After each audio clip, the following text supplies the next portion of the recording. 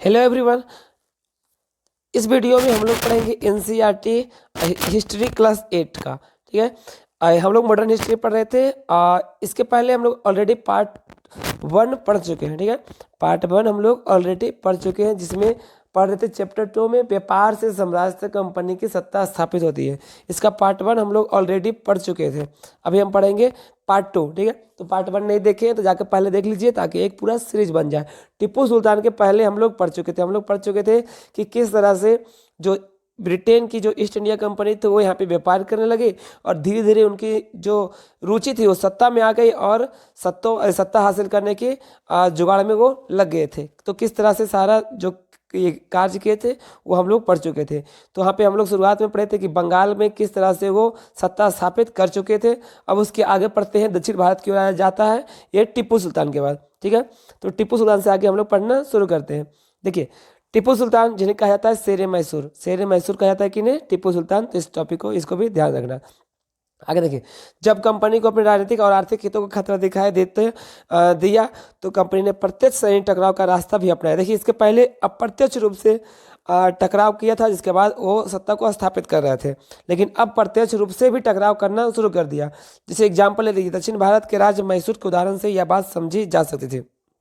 देखिए, हैदर अली जो कि मैसूर के ही शासक थे, उनके जो शासनकाल था वो थे 1761 से 1782। तो इस डेट को याद रखना, उनका शासनकाल 1761 से 1782। ये मैसूर के ही शासक थे, और उन्होंने विख्यात पुत्र थे टीपू सुल्तान। टीपू सुल्तान किनके पुत्र थे? तो हैदर अली के पुत्र थे, जिनका शासनकाल था 1782 से 1799। तो इनका भी शासनकाल याद रखना। जैसे शक्तिशाली शासकों के नेतृत्व में मैसूर काफ़ी ताकतवर हो चुका था। मालाबार तट पर होने वाला व्यापार मैसूर रियासत के नियंत्रण में था, जहां उसे कंपनी काली मिर्च और इलायची खरीदती थी। ठीक है। तो मैसूर, यार मालाबार तट याद रखना, इसको थोड़ा सा ध्यान रखना। मालाबार तट ये मैसूर के अधीन ही आता था। 1785 में टीपू सुल्तान ने अपने रियासत में पड़ने वाले बंदरगाह में चंदन की लकड़ी, काली मिर्च और इलायची का निर्यात रोक दिया था। सुल्तान ने स्थानीय सौदागरों को भी कंपनी के साथ कारोबार करने से रोक दिया था। टीपू सुल्तान ने भारत में रहने वाले फ्रांसीसी व्यापारियों से घनिष्ठ संबंध विकसित किए, और उनकी मदद से अपनी सेना को आधुनिकीकरण कर लिया। ठीक है। इस समय जब टीपू सुल्तान थे, उस समय ये काफ़ी ताकतवर थे।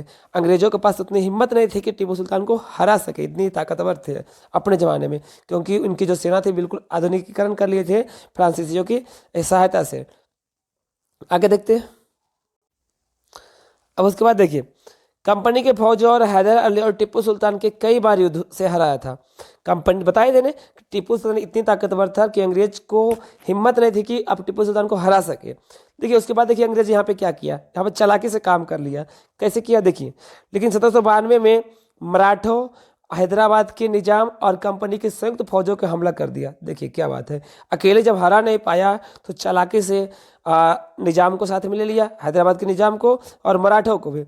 ठीक है। और साथ में लेके टीपू सुल्तान पर एक बार क्या कर दिया, सीधा हमला कर दिया, जिसे मजबूरन में टीपू सुल्तान को क्या करने पड़ा, संधि करनी पड़ी, क्योंकि अब वो कमजोर पड़ गया, क्योंकि 3 मिल के एक पे हमला कर दिया। इस संधि के तहत उनके 2 बेटों को अंग्रेजों के बंधक के रूप में अपने पास रख लिया। यहाँ पे देखिए एक चित्र दिया है, जिसमें टीपू सुल्तान के 2 पुत्र हैं, जिसको अंग्रेज ने बंधक के रूप में रख लिया। देखिए, इस तरह का चित्र अंग्रेज लोग खूब बनाते थे, उनको बड़ा मजा आता था, क्योंकि एक तरह से वो अपने आप को ताकतवर मानते थे ये सब चित्र बनाकर। चलिए इसके आगे देखते हैं। अब इसके बाद देखो क्या हुआ कि सुल्तान के इन कदमों में से अंग्रेज आग बबूला हो गए। अब उसके बाद अंग्रेज उसमें बिल्कुल दुश्मनी और ज़्यादा बढ़ गई। उन्हें हैदर अली और टीपू सुल्तान बहुत महत्वाकांक्षी, घमंडी और खतरनाक दिखाई देते थे, क्योंकि ये अंग्रेजों को कुछ भी नहीं वैल्यू देते थे।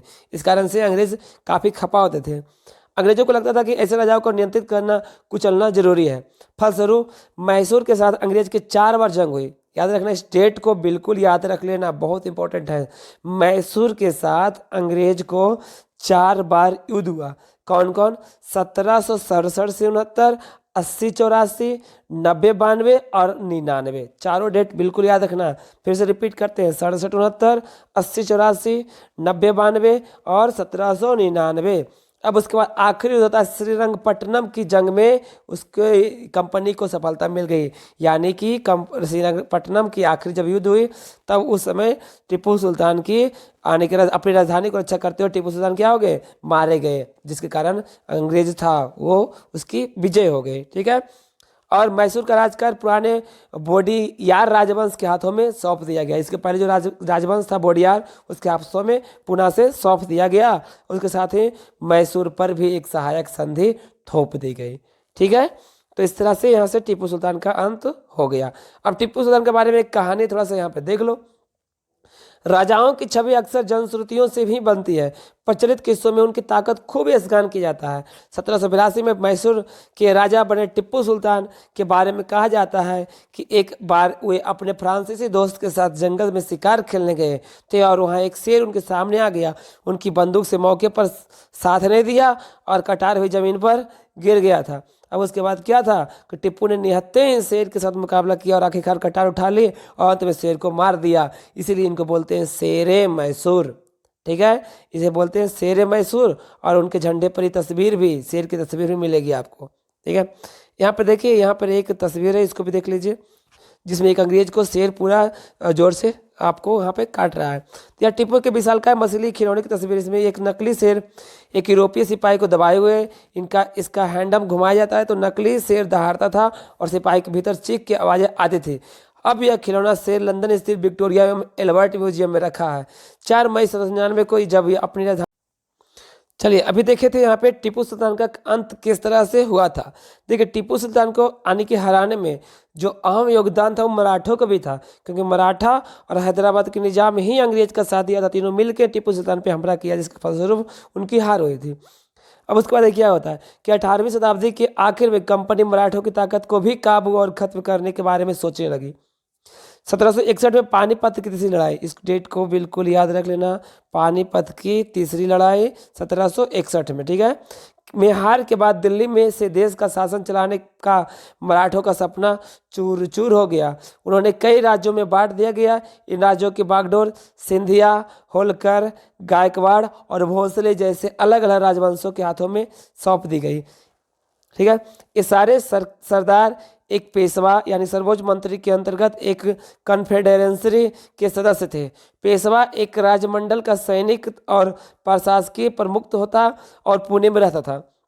बहादुर सिंधिया और नाना फडणवीस 18वीं शताब्दी के आखिरी के 2 प्रसिद्ध मराठा योद्धा और राजनीतिक थे। इसके बाद आपका आता है एक के बाद एक कई युद्धों में कंपनी ने मराठों को घुटने टेकने पर मजबूर कर दिया। पहला युद्ध 1782 में सालवाई संधि के साथ खत्म हुआ, क्योंकि अंग्रेज का हार हो गई थी, इस कारण से वो संधि उन्हें भी करना पड़ा। तो 1782, इसको याद रखना, 1782 में सालवाई संधि हुआ था। किसके किसके बीच? तो मराठों और अंग्रेजों के बीच हुआ। ठीक है, जिसमें कोई पक्ष नहीं जीत पाया। दूसरा अंग्रेज मराठा युद्ध हुआ 1803 से 1805। दूसरा अंग्रेज मराठा युद्ध हुआ 1803 से 1805। कई मोर्चों पर लड़ा गया।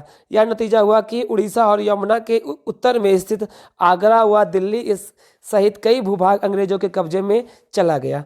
अंततः 1817 से 19 के तीसरे अंग्रेज मराठा युद्ध में मराठों की ताकत को पूरी तरह से कुचल दिया गया। पेशवा को पुणे से हटाकर कानपुर के पास बिठूर में पेंशन पर भेज दिया गया। अब विंध्य के दक्षिण स्थित पूरे भूभाग पर कंपनी का नियंत्रण हो चुका था। तीसरा से यहाँ पे मराठों का भी अंत हो गया।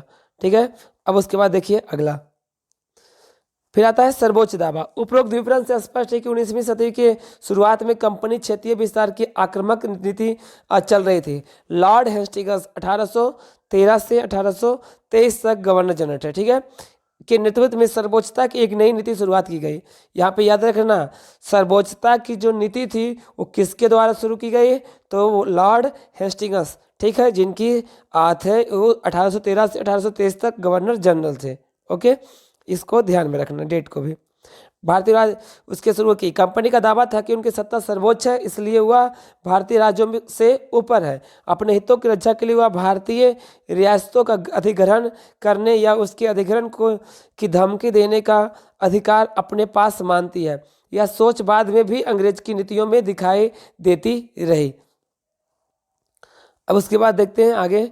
लेकिन यह प्रक्रिया बेरोक टोक नहीं चली। उदाहरण के लिए जब अंग्रेजों ने कित्तूर, फिलहाल जो कर्नाटक में है, कि छोटे से राज्य के कस्बे में कब्जे में लेने का प्रयास किया, तो रानी चेन्नम्मा, बहुत वहाँ प्रसिद्ध है, ठीक है, उसको रानी चेन्नम्मा ने हथियार उठा लिए और अंग्रेजों के खिलाफ आंदोलन छेड़ दिया। 1824 में उन्हें गिरफ्तार कर लिया और 1829 में जेल में उनकी मृत्यु हो गई। चेन्नम्मा के बाद कित्तूर स्थित संगोली के एक गरीब चौकीदार, सोच लीजिए, एक गरीब चौकीदार रायन्ना ने यह प्रतिरोध जारी रखा।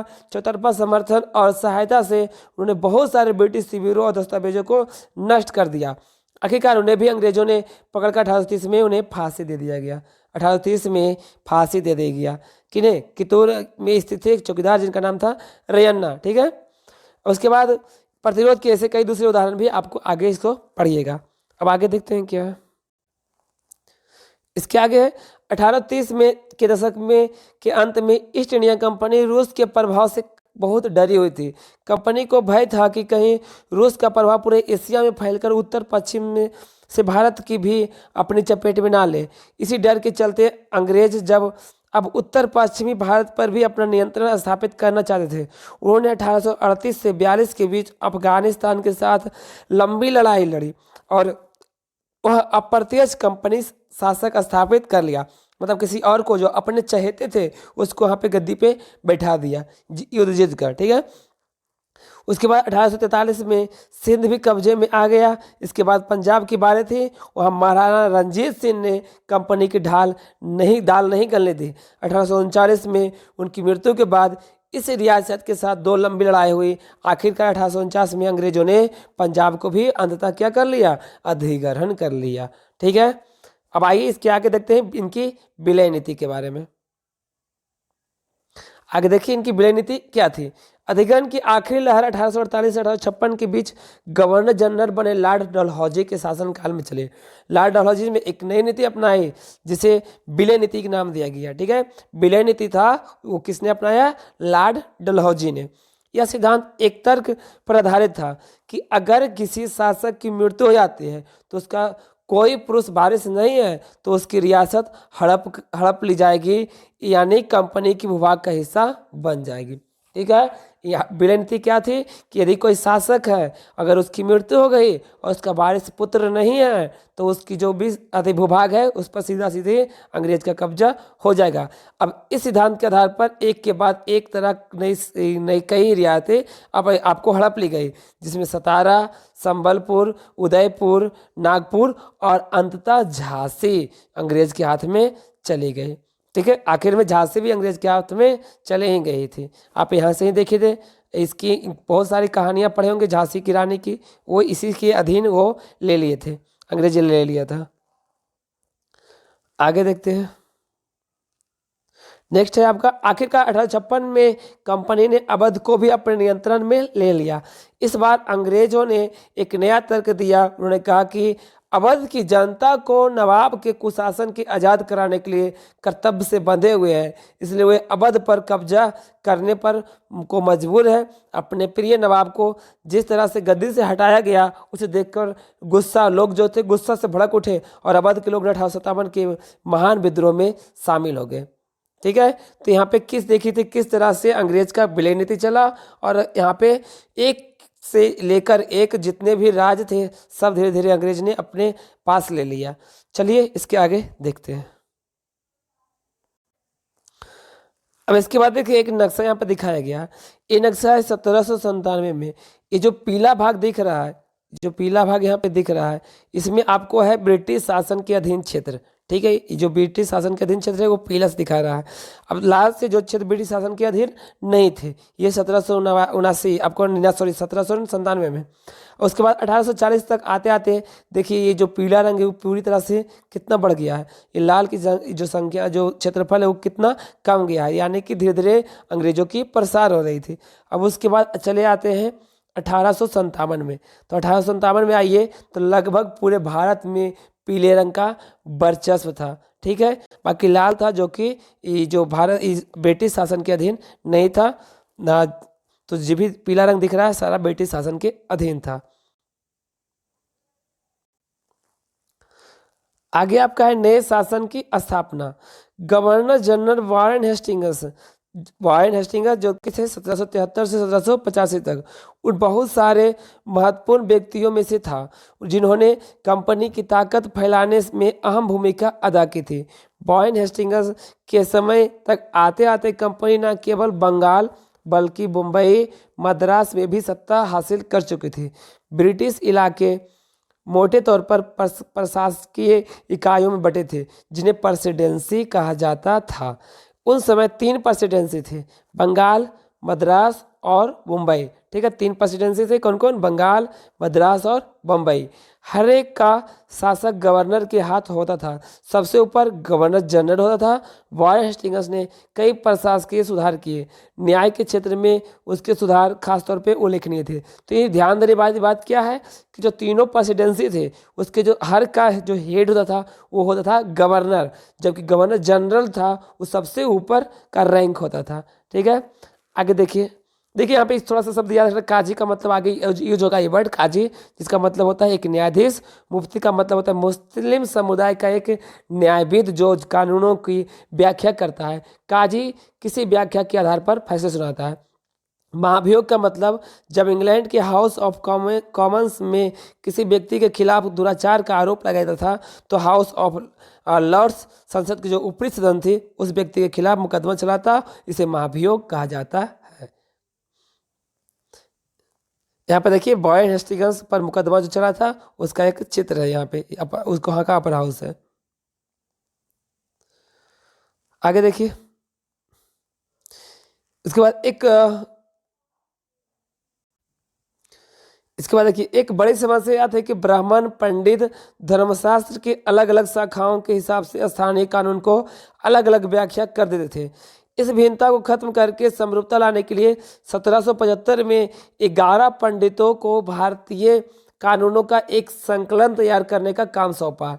एन बी हालहेड ने इस संकलन का अंग्रेजी में अनुवाद किया। 1778 तक यूरोपीय न्यायाधीशों के लिए मुस्लिम कानूनों को भी एक संहिता तैयार कर ली गई थी। 1773 के रेगुलेटिंग एक्ट के तहत एक नए सर्वोच्च न्यायालय की स्थापना की गई।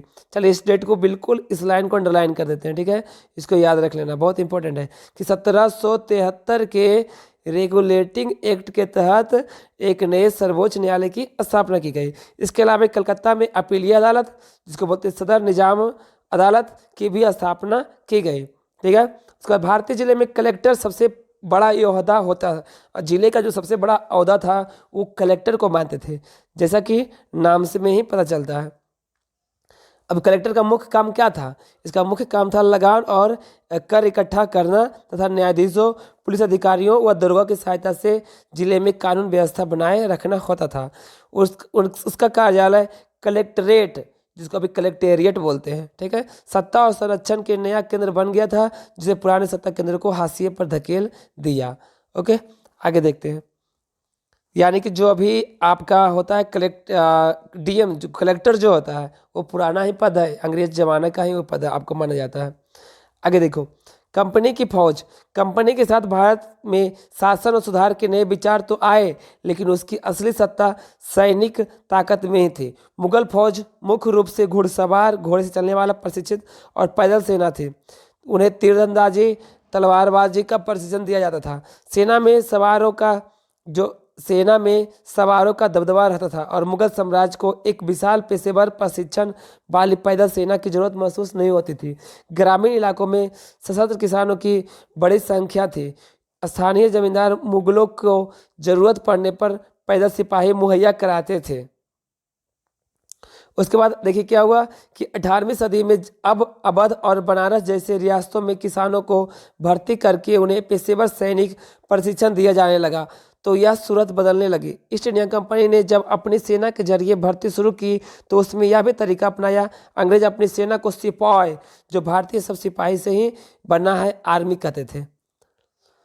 उसके बाद 1820 के दशक में जैसे जैसे युद्ध तकनीक बदलने लगे, कंपनी की सेना में घुड़सवार टुकड़ियों की जरूरत कम होती रही।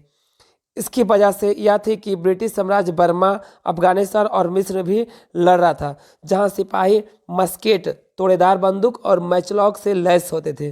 कंपनी की सेना के सिपाहियों को बदलती सैनिक आवश्यकताओं को ध्यान रखना पड़ता था और अब उनकी पैदल टुकड़ी ज़्यादा महत्वपूर्ण होती जा रही थी।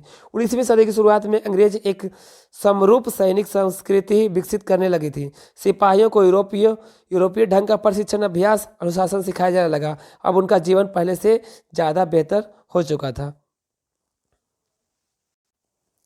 अब देखिए आधुनिक बनाने के चक्कर में देखो क्या प्रॉब्लम होती थी। इसको उसी में कभी कभी समस्याएं भी आती थी, क्योंकि पेशेवर सिपाहियों की सेना खड़ा करने के चक्कर में अंग्रेज कई बार जाति और समुदाय की भावनाओं को नजरअंदाज कर देते थे। भला लोग अपनी जाति और धार्मिक भावनाओं को इतनी आसानी से कैसे छोड़ देते थे? क्या वो खुद समुदाय के सदस्य मानने के बजाय सिर्फ सिपाही मान सकते थे? सिपाही क्या महसूस करते थे? अपन जीवन और अपनी पहचान यानी वो कौन है, इस बात से एहसास में जो बदलाव आ रहे थे, उनको सिपाहियों ने किस तरह देखा? 1857 के विद्रोह में सिपाहियों की इस दुनिया की झलक दिखाता है। इस विद्रोह के बारे में आप आगे पढ़ेंगे नेक्स्ट चैप्टर में। ठीक है, अब फाइनली इसका निष्कर्ष यहाँ पे देखते हैं। ठीक है, इसका निष्कर्ष क्या होता है उसको हम यहाँ पे देखते हैं आगे। निष्कर्ष देखिए, ईस्ट इंडिया कंपनी एक व्यापारिक कंपनी से बढ़ते बढ़ते एक भौगोलिक औपनिवेशिक शक्ति बन गई। 19वीं सदी की शुरुआत में नई भाप तकनीक के आने से यह प्रक्रिया और तेज हुई। तब तक समुद्र मार्ग से भारत पहुंचने में 6-8 महीने समय लग जाता था। भाप चलने वाले जहाज़ों से यह यात्रा 3 हफ्तों में समेट दी। इसके बाद तो ज़्यादा से ज़्यादा अंग्रेज और उनके परिवार भारत से दूर देश में आने लगे। 1857 तक भारतीय उपमहाद्वीप से 63% भूभाग और 78% आबादी पर कंपनी का सीधा शासन स्थापित हो चुका था। देश के शेष भूभाग और आबादी पर कंपनी का अप्रत्यक्ष प्रभाव था। इस प्रकार व्यवहारिक स्तर पर ईस्ट इंडिया कंपनी पूरे भारत में नियंत्रण ले चुकी थी। ठीक है, इसका ये रहा निष्कर्ष। चलिए आखिर में थोड़ा सा यहाँ पर देख लीजिए दक्षिण अफ्रीका में दास व्यापार किस तरह से होता था। डच व्यापारी 17वीं सदी में दक्षिण अफ्रीका पहुंचे थे। जल्द ही दास व्यापार शुरू हो गया था। लोगों को बंधक बनाकर जंजीरों में बांधकर दास बाजारों में बेचा जाने लगा। 1834 में दास प्रथा के अंत के समय अफ्रीका के दक्षिण सिरे पर स्थित केप में निजी स्वामित्वों ने दास की संख्या 36,714 थी, जो कि संख्या बहुत काफ़ी है उस समय के अनुसार थे। 1824 में केप आने वाली एक यात्री ने वहां होने वाली नीलामी को आंखों देखा ब्यौरा प्रस्तुत किया। यह मालूम होने पर कि पशुओं कृषि उत्पादों की नीलामी होने वाली है, हमने अपनी गाड़ी एक बैल खरीदने से रोक ली। नीलामी के माल में एक स्त्री दास और उसके 3 बच्चे थे। किसानों ने पशुओं के समान ही उन्हें परखा, उन्हें अलग अलग खरीदारों ने बेच दिया गया। माँ ने चिंता, वेदना और आंसू भरी आंखों से बच्चों की तरफ देखा। दुखी बच्चे व्याकुल माँ के बाप से चिपक गए। यह दृश्य दिल को पिघलाने वाला था। इसके विपरीत मौजूद दर्शकों के चेहरे हंसते हुए स्वयं असंवेदनशील थे। कितना बड़ा दुख वाली उस समय स्थिति होती होगी जब वो उसका बच्चा था वो बिक गया होगा, यानी कि दास बनने के लिए कहीं और चला गया होगा। चलिए देखिए यहाँ पे ये था इसका अंत। ठीक है, यहाँ पे देखिए कुछ सवाल है जिसका आप सॉल्व कर सकते हैं। यहाँ पे इसका मिलान करने वाला है, आप मिलान कीजिएगा खुद से। ठीक है, आप खुद से यहाँ पे सवाल कीजिए। यहाँ फिल इन द ब्लैंक्स है, ये भी देख लीजिए फिल इन द ब्लैंक्स, और इसको आप क्वेश्चन बनाने की कोशिश कीजिए। ठीक है, तो आप जो भी अगर सवाल अगर यहाँ पे है, अगर चाहे तो सॉल्व करके आप इसका सॉल्व करके आप टेलीग्राम पे, मेरे टेलीग्राम का चैनल आपका डिस्क्रिप्शन में है, उस पर आप भेज सकते हैं या कमेंट कर सकते हैं इसका कुछ भी आंसर जो भी है।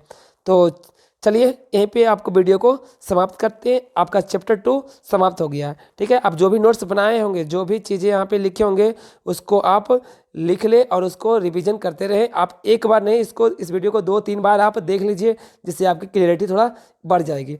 ठीक है, तो चलिए देखने के लिए धन्यवाद। मिलते हैं इसका 3rd चैप्टर में।